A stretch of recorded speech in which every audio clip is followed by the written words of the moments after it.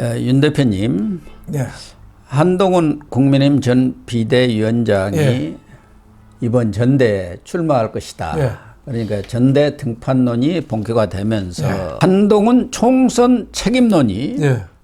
국민의힘 내에서 불붙은 것 같습니다. 네. 그 중심에 이른바 총선 백서 특위 조정훈 TF위원장이 예. 이렇게 서 있는 것 같은데요. 총선 백서 특위에서 그동안 논란이 됐던 것도 그 지금 질문지를 돌린 것 같아요. 설문지죠. 네.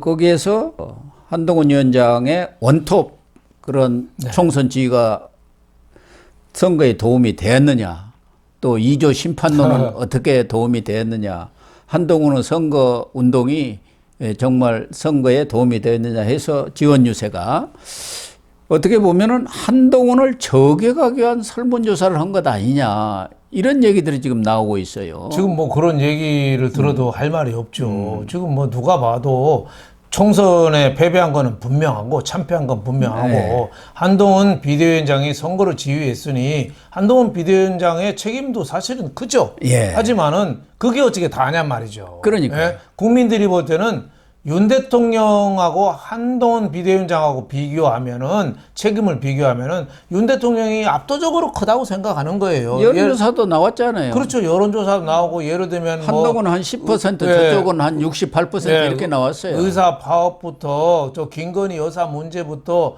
또 최상병 사건 또 호주 대사 이종섭 발령한 것부터 여러 가지 원인 제공을 많이 했거든요. 물론 뭐 한동훈 비대위원장도 정치 초짜로서 좀 한계는 많이 보여줬죠. 예. 한데 이 백서라는 거는 공식 문서거든요. 그렇습니다. 그러니까 공식 문서를 통해서 잘못된 걸 반성하고 그걸 어떻게 보면 미래를 위해서 그 기록으로 남기는 건데 여기 이게 전당대회의 심판에도 또 영향을 주는 거예요. 예. 근데 제가 보기에는 조정훈 그 백서 그 위원장이 저는 과거 방송 같이 할 때 굉장히 참신하게 봤거든요. 저 이번에 크게 실망했어요. 예. 어째 사람이 저럴까? 예를 들면 홍준표 만나러 갔잖아요. 지금 홍준표 만날 때입니까? 거기 가서 뭐 합니까? 거기는 완전히 압승했는데. 다 압승했는데 거기 가서 진대. 들을 게 없잖아. 진대서 네, 서울시장 오세훈이를 만나고 유정복 인천시장 만나야죠. 충청도지사 김태형을 김태형을 만나고 예, 대전시장 이장훈가요? 예. 그런 사람 만나고 도대체 왜 졌냐? 여론조사도 좀 하고 그런 사람 물어봐야 되는데 홍준표 만나러 가면은 한동훈 씹기밖에 더 하겠어요? 나는 그러니까. 뭐 참 어떻게 저런 발상이 모든 국민이 다 아는 거를 어떻게 보면은 그 벽지를 가리고 하려고 하느냐. 일각에서는 그런 얘기 있죠. 조정훈 의원이 당선자가 자기 대표 전당대회 대표의 꿈이 있대요. 뭐 출마할 생각이 있다고 대표의 이렇게 꿈이 있어서 주변한테 얘기하는 모양이에요. 홍준표는 너는 대권 나가고 나는 당대표 할게. 뭐 이런 얘기가 지금 시중에 바다해요. 그러면은 이런 일에 그렇죠. 작업의 배우가 홍준표인가요? 뭐 홍준표도 있고 친윤에 또 그 이철규라고 있잖아요. 그 사람이 인재 영입위원장이 있고 그 사람이 밑에서 간사를 했습니다. 그렇죠. 둘이 하니까 지금 이철규가 자꾸 비호해주고 있거든요. 그러니까 지금 국민의힘이 정말 아직도 정신을 못 차렸구나. 네. 사실은 비대위 구성하는데도 한 달이 넘어 걸렸어요. 예. 4월 10일 날 총선 패배했으면은 비대위 한 일주일 만에 만들 수 있거든요. 예. 한 달 걸렸는데 비대위 만들자마자 한 게 뭐예요? 대통령실 가서 만찬했어요. 회사가 출범하면 어떻게 일할까? 밀린 이거 빨리빨리 하고 우리 조직을 돌려야 되는데 회식부터 하는 거예요. 예. 그거 되겠습니까? 저는 대통령하고 만남도 중요하지만은 지금 뭔가 급한 일을 좀 해야 되는데 너무 안일한 거 아니냐. 그리고 이 와중에 조정훈이라는 사람은 또 뭔가 또 욕심을 부리면서 한동훈을 저렇게 몰아치고 있는데 저게 역풍이 불어서 한동훈의 위상이 자꾸 올라가요. 오히려 이 총선 백서 여기서 한동훈 책임론으로 뒤집어 씌우면 한동훈이 그걸 해명할 길이 없지 않습니까? 그러니까 전대에 나와서 그렇죠. 당원들한테 심판을 받는 것 외에는 다른 길이 없지 않습니까? 그렇죠. 국민들이에게 지금 국민의힘이 코끼리는 보지 마 자꾸 외치거든요. 예. 한동훈을 생각하지 마 하고 외치는데 국민들이 볼 때는 한동훈만 자꾸 떠오르는 거예요. 그러니까요. 저 한동훈 억울하겠다. 그러니까 한동훈은 지금 저는 여태까지는 출마하면 안 된다는 입장이었는데 며칠 전부터는 생각을 바꿨어요. 한동훈은 출마를 당할 수밖에 없다. 출마를 하는 게 아니라 출마를 당할 수밖에 없다.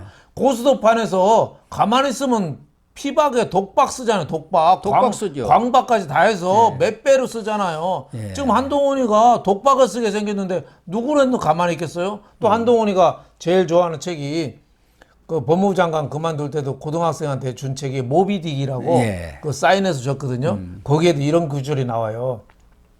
나를 모욕한다면 나는 태양이라도 공격하겠다.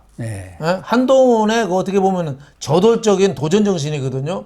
태양이라도 공격한다는 사람이에요. 그런데 자기를 이렇게 책임론에서 매도를 당한다면은 제가 보기에는 누구라든지 한동훈 입장에서는 공격할 거다. 저는 이렇게 보고 있습니다.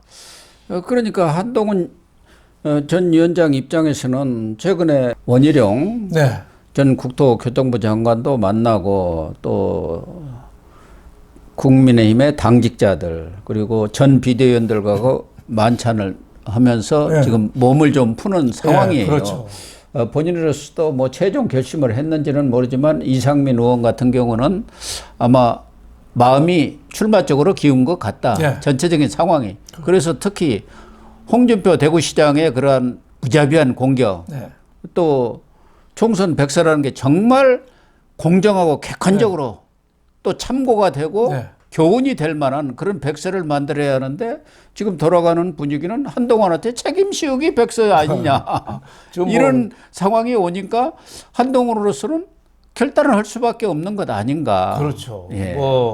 황우여 그 비대위원장이 백서는 개인 책임으로 하면 안 되고 당대표 사퇴로 정치적인 책임이 봉합됐었으면 좋겠다. 백서의 주어를 개인으로 하지 말고 당으로 했으면 좋겠다. 그런데 뭐 조정훈 의원이 그 얘기에 맞긴 맞는데 패배의 원인을 대충 넘어가자는 건 아닐 거다. 뭐 이런 식으로 하는 거 보니까 조정훈 의원의 이 속은 좀 뻔히 좀 보이지 않느냐. 뭐 이런 생각이 들어서 한동훈 비대위원장은 자꾸 출마 쪽으로 지금 몸이 자꾸 움직이고 있다. 제일 한동훈 비대위원장하고 대척점에 있는 게 지금 홍준표거든요. 홍준표하고 한동훈하고 중간에 있는 게 지금 그 원희룡 정도 되는 거예요. 원희룡은 지금 대통령실도 눈치를 좀 보고 그렇죠. 또 한동훈하고도 지난 개항을 선거할 때 손잡고 식사도 많이 하고 또 한동훈이 몇 차례 가서 한동훈 위원장이 가서 많이 도와줬죠. 그러니까 원희룡이 중간 정도 되니까 요전에 도곡동 원희룡하고 한동훈하고 간 집이 딤섬집이었어요. 중국집입니다. 저도 한번 가본 곳이에요. 딤섬이 한자로 쓰면 점심이거든요. 점심을 중국말로 딤섬이라고 하잖아요. 그러니까 점심이 한자가 뭐예요? 점 찍을 점에다가 마음 심자 서로 점만 찍어 놓은 거죠. 그러니까 의기투합하고 뭐 도원결의하지는 않더라도 이해해. 뭐 이런 정도로 마음의 점은 찍어 놓은 거 아닌가 뭐 이런 생각이 서로 탐색을 해봤겠죠. 그렇죠. 지금 국민의힘 내에서는 1위가 한동훈, 2위가 원희룡 아닙니까? 그렇죠. 근데 그러니까 1, 2위가 둘이 4배 차이가 나요. 한동훈이가 4배 48%가 나오고 원희룡은 10% 조금 넘어 13%가 얼마가 된 차이가 많이 나는데 원희룡은 한동훈만 안 나오면 내한테도 기회가 있는데 생각하겠죠. 그러니까 이 정치인들이 점심 먹냐, 저녁 먹냐, 저녁에 메뉴가 뭐냐, 술 종류가 뭐냐, 이것만 봐도 대충 알 수 있습니다. 요전에 그 조국하고 그 이재명하고 중국집에서 만났잖아요. 그때 먹은 게 꼬량주 먹었거든요. 꼬량주, 중국 꼬량주가 가짜가 많습니다. 그러니까 둘이 사기꾼들끼리 서로 가짜 아닌가 서로 탐색한 거예요. 그런데 이번에는 마음에 점을 찍었다. 뭐 이런 뭐 측면으로 봐서 저는 한동훈 비대위원장이 전당대회 출마 쪽으로 한 걸음씩 옮기고 있다. 저는 이렇게 보고 있습니다. 특히 이 총선 백서 특위에서는 한동훈 전 위원장이 원맨쇼를 했고 야당의 정권 심판론에 맞서서 586 심판론 그 뒤에는 이제 2조 심판론 이게 선거 전략의 패착이다 이렇게 얘기를 하고 있는데 또 한동훈 전 위원장 측의 얘기를 들어보면은 자기들도 정책과 비전을 제시하려고 준비를 많이 했는데 그때 윤석열 대통령이 뭐 했습니까? 민생 토론회 한다고 전국을 돌아다니면서 주요한 이슈 네. 이런 거 하려고 하면은 그 정책실에서 거기서 빨아들여 정태윤 네. 절대 그런 거 발표하지 마. 우리가 할 거다. 그런데 그런 게 전혀 언론에 반영이 안 됐어요. 학예회처럼 하니까. 그렇죠. 진짜 토론회를 했으면 반영이 됐겠죠. 그러니까 한동훈 전 위원장 측에서는 우리가 정책과 비전을 제시하려야 할 수가 없는 상황이고, 그러니까 할 수 없이 그나마 할 수 있는 게 2조 심판론 외에는 들고 나올 게 없었다. 또 원맨쇼 했다고 네. 또 원톱으로 했다고 그러는데 여러 사람들이 좀 도와달라 하는데도 나서는 사람이 없더라는 거 아닙니까? 그런 점에서 한동훈 비대위원장도 정치 초년생이 상당히 벽에 부딪혔을 거예요. 예. 윤 대통령이 선거 와중에 민생 토론회 전국 다니면서 여러 스물 몇 번 했잖아요. 만났는데 사실 언론의 주목을 전혀 못 끌었죠. 예. 저도 중계하는 거 뭐 어디 저 KTV인가 이런 데서 몇 번 봤거든요. 어디 진짜 학회 플러스 봉송학당 같았어요. 아무 뻔한 얘기들을 하니까 관심이 없는 거죠. 그거를 오히려 한동훈 비대위원장한테 좀 얘기할 기회를 좀 더 줬으면 하는데, 진짜 한동훈 비대위원장이 그런 면에서는 상당히 억울한 심정이 많이 있을 겁니다. 예. 충분히 이해가 갑니다. 그럼에도 불구하고 한동훈 비대위원장의 또 책임은 분명히 있죠. 책임은 분명히 책임을 있지만, 면할 수는 없죠. 예, 책임을 면할 예. 수 없지만 그런 억울한 점은 좀 충분히 이해가 간다. 또 윤석열 대통령 입장에서 보면 한동훈하고 검찰 동료라고 하지만은 사실은 나이가 13살 차이 나거든요. 예. 그러니까 윤 대통령 입장에서는 한동훈 너 많이 컸다 뭐 이런 거 아니겠어요? 예. 그러니까 국민 눈높이에 맞게 뭐 김 여사 문제 처리해야 된다 하니까 너 그만둬 이랬잖아요. 그러니까 오해라고 어떻게 보면 지난번에 네. 기자회견에서 얘기했습니다만 정치적인 파트너로 생각하는 게 아니라 너 많이 컸다 뭐 이런 식으로 하니까 조금 그런 면에서는 한동훈 비대위원장이 굉장히 힘이 붙인 거 아닌가. 그리고 뭐 지난 얘기지만은 한동훈 비대위원장이 있었으니까 그래도 이 정도라도 한 거 아닌가. 저는 이런 생각도 좀 들어요. 108석 한 게. 예. 그나마 없었으면은 100석까지도 깨질 뻔하지 않았나 이런 생각이 좀 듭니다. 그래서 조정훈 네. 이 특위위원장이 얼마 전에는 정영환 공관위원장도 만난 모양이에요. 그런데 물어본 것이 주로 시스템 공천, 네. 또 한 5개 지역의 국민 추천 공천, 네. 이런 것이 잘 됐느냐 잘못됐느냐, 뭔가 이게 실패한 거 아니냐, 이런 식의 또 얘기를 한 모양이에요. 그러니까 이 두 가지가 한동훈 위원장이 주장해갖고 네. 나온 것 아닙니까? 시스템 공천, 야당도 자기들 시스템 네. 공천한다 해갖고 그렇게 자랑을 네. 했지 않습니까? 또 국민 추천 공천, 이것도 사실은 너무 이게 용산 눈치를 봐갖고 그쪽 공천이 많지 않느냐 하니까 대안으로 내놓은 게 그쪽 아니다. 그렇죠. 그래가지고 네.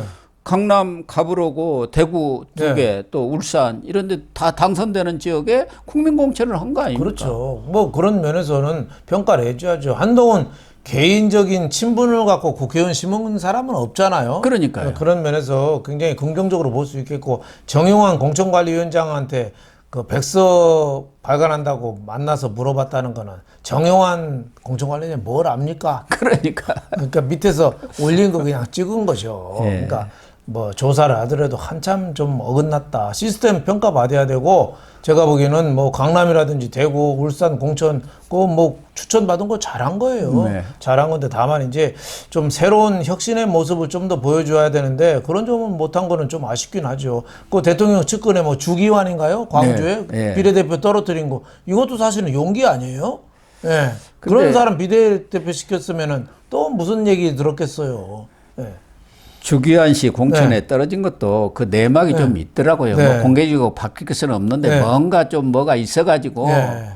내사가 있었다. 그런 얘기가 있었더라고요. 네. 그러니까 할 수가 없다. 그런 그렇죠. 것 같은데 그거 그걸 비례대표 떨어지자마자 바로 대통령실 또 특보로 무슨 민생특보인가 좀 임명을 그런 했지 점은 않습니까? 상당히 좀 아쉬운 거 아니냐 이런 생각이 좀 들어요. 총선이나 지나고 좀 하지. 예. 어쨌든 이 총선 백서가 정말로 왜 참패를 했고 그것을 극복하기 위해서 또 지방선거와 2027년 대선을 위해서 정말 참고가 될 만한 그렇죠. 어떤 나침반, 지침서가 될 만한 그런 백서가 되어야지 조정훈 위원장이 오해를 받는 것처럼 친윤이라든가 또는 홍준표 시장이라든가 네. 반 한동훈 세력이랄까 그런 쪽에 어떤 사주를 받는 듯한 네. 그런 인상. 또 하나는 자기가 전대에 출마하기 위해서 이걸 가지고 뭔가 작품을 자기 정치를 위한 그런 도구로 삼아서는 안 되지 않겠느냐. 그렇죠. 그런 생각이죠. 그렇죠.